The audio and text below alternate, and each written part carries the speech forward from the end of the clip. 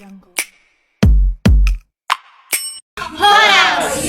Kami pelajar katekisasi CIDI tahun 2024 dari Gereja KBP Cibitung, Rasa Sola Gereja Cibitung Akan menyanyikan lagu Duhkan Roh Aku dari bahasa aslinya itu bahasa Inggris dan bahasa Batak, serta memaparkan sejarah dari lagu tersebut. Demikian pemaparannya.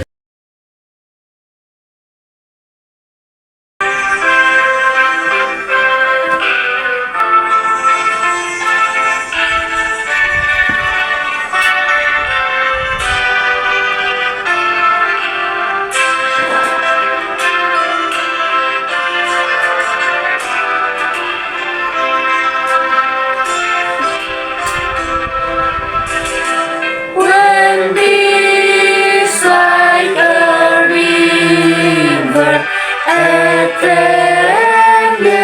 my way, when sorrows like sea billows roar, whatever my lot, thou hast taught me to say, it is well with my soul. It is well with my soul. It is well with my soul. Though Satan shall buffet, though trials shall come, let this blessed assurance control that Jesus regarded my helpless estate and has shed His own blood for my soul. It is well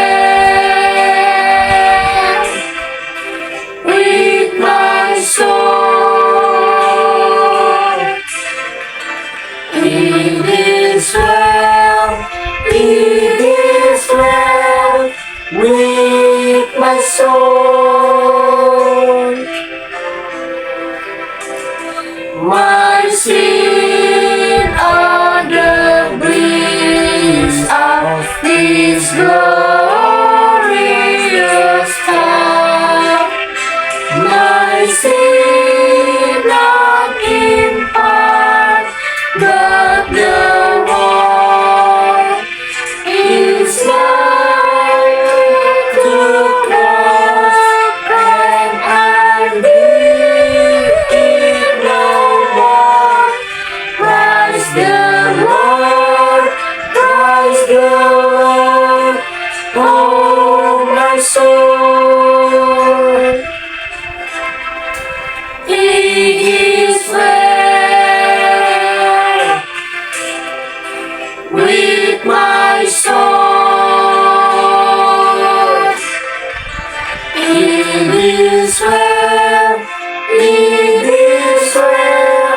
with my soul. And Lord, past the day when my flesh shall be sad, the foes beyond them as a scroll, the trumpet shall sound, and the Lord shall display. Even so, it is well with my soul. It is well with my soul. It is well with my soul.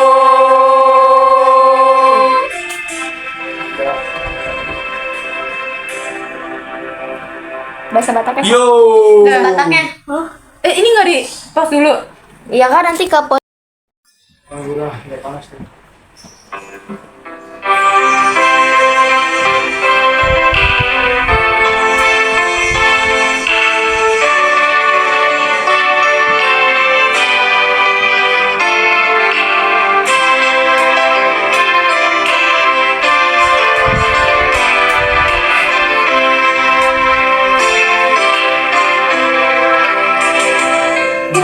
Sonan rohaku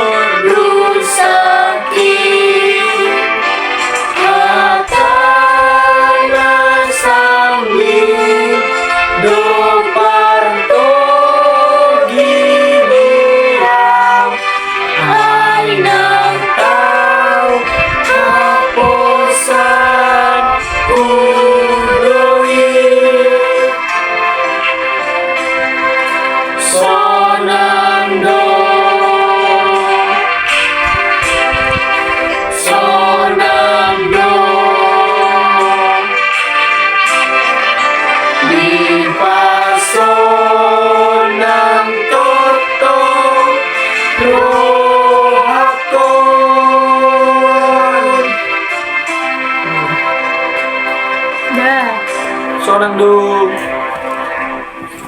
Baik, jadi pertama-tama saya akan menjelaskan latar belakang dibuatnya lagu It Is Well With My Soul atau Dung Sonang Rohaku.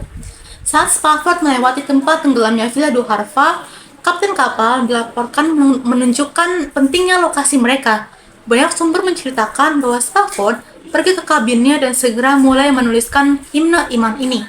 Namun, temannya Ira Sankey yang kemudian membawakan It Is Well With My Soul di kalangan evangelis dan menjadi fana terkenal, melaporkan bahwa Spafford menulis puisi itu pada tahun 1876 ketika Ira tinggal di rumah keluarga Spafford. Alasan Ira Sankey membawakan puisi It Is Well With My Soul ialah karena beliau merupakan sahabat dari Horatio Spafford, di mana Horatio tidak memiliki bakat bernyanyi berbanding balik dengan Ira.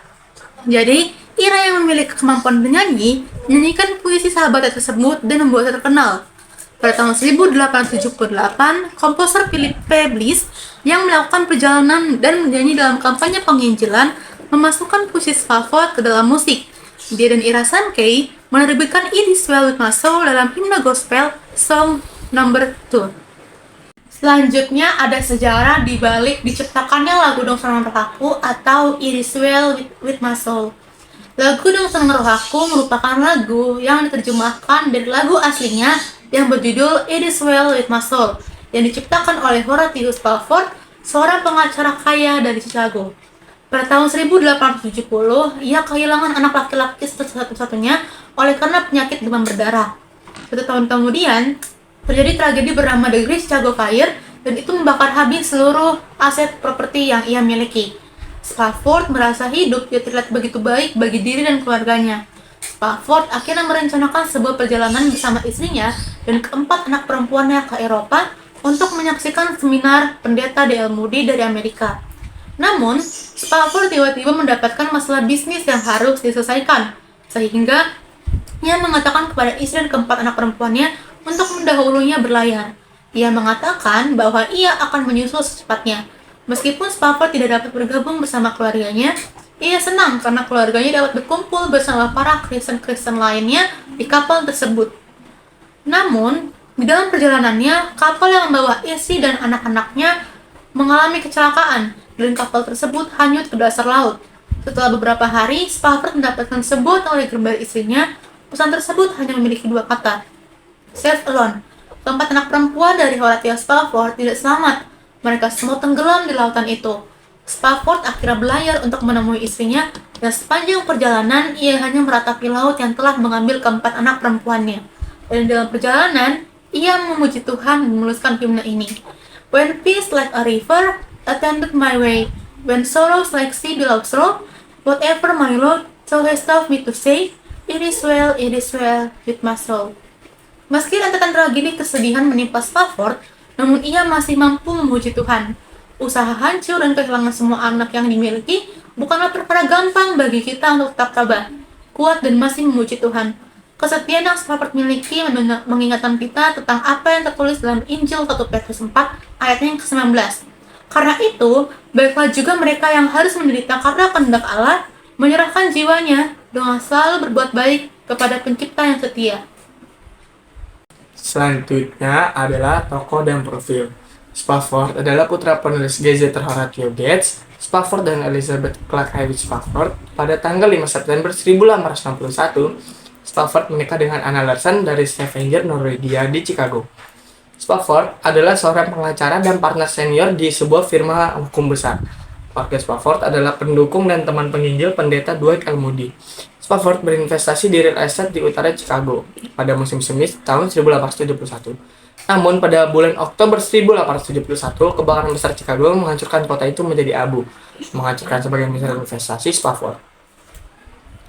2 tahun setelah kebakaran besar Chicago, keluarga tersebut merencanakan perjalanan ke Eropa. Tuntutan bisnis menghalangi Spafford untuk ikut bersama istri dan keempat putrinya dalam liburan keluarga di Inggris. Tempat temannya pendeta Dwight L. Moody akan berkhotbah pada tanggal 22 November 1873 saat melintasi Atlantik dengan kapal uap Villa Duharva. Kapal tersebut ditabrak oleh kapal air besi, menewaskan 226 orang, termasuk keempat putri Spafford. Annie berusia 12 tahun, Maggie berusia 7 tahun, Bessie berusia 4 tahun, dan Taneta yang berusia 18 bulan. istrinya Anna selamat dari tragedi tersebut. Tibanya di Cardiff, Wales, dia mengirim telegram kepada Spafford yang bertuliskan "Save Alone". Tak lama kemudian, saat Spafford melakukan perjalanan untuk menemui istrinya yang berduka, dia terinspirasi untuk menulis "It Is Well With My Soul" saat kapal lewat di dekat tempat kematian putrinya. Setelah tenggelamnya Ville Duarfa, Anna melahirkan 3 anak lagi. Horatio Gardner pada 16 November 1875, Bertha Hedges pada 24 Maret 1878, dan Grace pada 18 Januari 1881.